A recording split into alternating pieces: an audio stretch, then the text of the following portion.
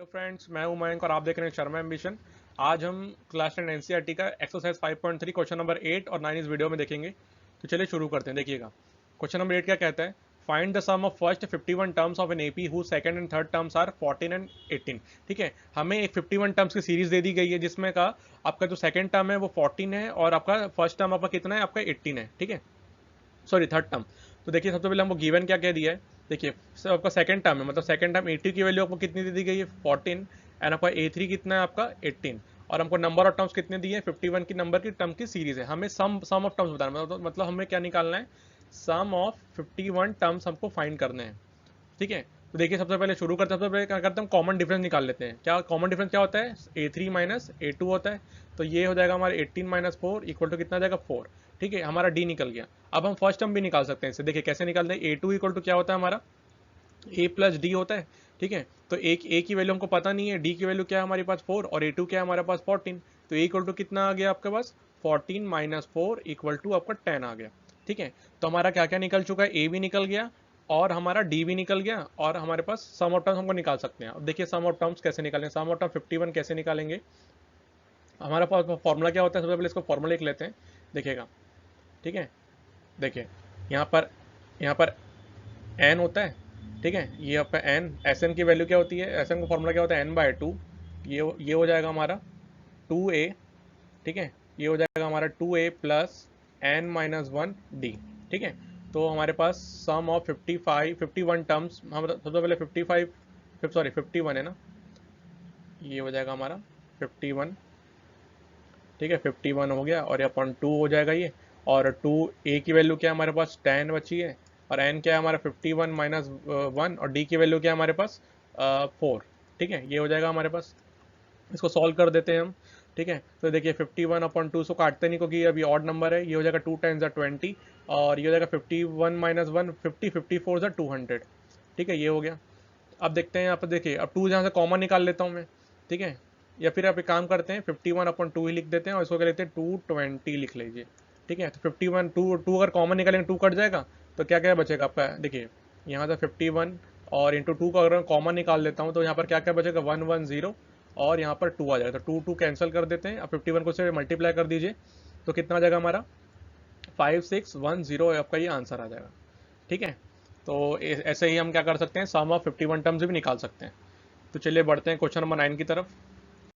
देखिए question number 9 क्या कहता है, if the sum of first 7 terms on AP is 49 and the 17 terms is 289 find the sum of n terms. देखिए first n terms का हमको value निकालना है, मतलब हमें क्या करना है इसमें। सबसे पहले हम गिवन डेट लिख लेते हैं। सबसे पहले गिवन डेट क्या क्या है हमारे पास, गिवन डेट। देखिए सबसे पहले हमको क्या करना है, सम ऑफ 7 टर्म्स का वैल्यू कितना दिए गया है 49 एंड सम ऑफ 17 टर्म्स का वैल्यू कितना दिया गया है 289। हमें सम ऑफ एन टर्म्स की वैल्यू निकालना है। इसके लिए हमें क्या क्या चाहिए रहेगा, ए चाहिए रहेगा एंड डी चाहिए रहेगा। तो हम क्या करेंगे, इसको सॉल्व करके सबसे पहले ए और डी की वैल्यू निकालेंगे, फिर सम ऑफ एन टर्म्स भी निकाल लेंगे। तो देखिए सबसे पहले कैसे करते हैं, सबसे पहले देखिए सम ऑफ 7 टर्म्स देखिए कैसे निकालते हैं। इसका फॉर्मूला क्या होता है हमारा n/2 है ना, n/2 होता है और ये होता है 2a प्लस n-1d। यहाँ से हम क्या निकालेंगे, इसको इक्वेशन देखिए सम ऑफ 7 टर्म्स की वैल्यू कितनी दी गई है 17, n की वैल्यू कितनी है 7 और ये हो जाएगा 2।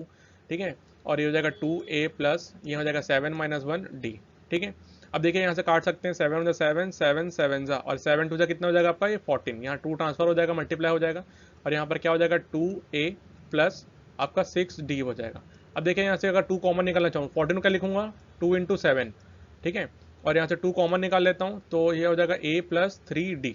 तो ये 2 और 2 कैंसिल हो गया और हमें क्या मिल गया, यहाँ पर मैं कैरी ऑन कर रहा हूँ तो हमें यहाँ पर क्या मिल जाएगा 7 equal to a plus 3d।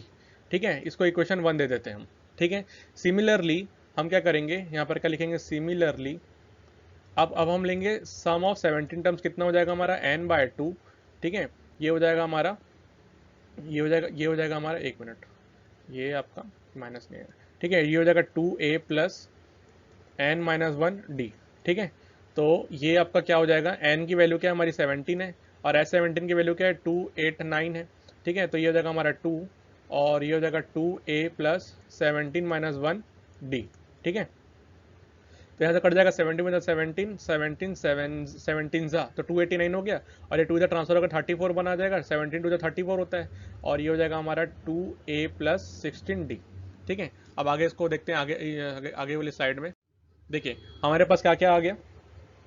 ये आपका आ जाएगा आपका ये आ जाएगा आपका 289 इक्वल टू, एक बार फिर से कर देता हूँ मैं, तो ये हो जाएगा हमारा 2a प्लस 16d। ठीक है, तो इसको 70 टाइम्स काट दो, तो ये 70 टाइम्स कट गया, और इधर 2 ट्रांसफर होगा 34 बनाएगा, है ना, और यहाँ पर क्या बचेगा 2a प्लस आपका 16d।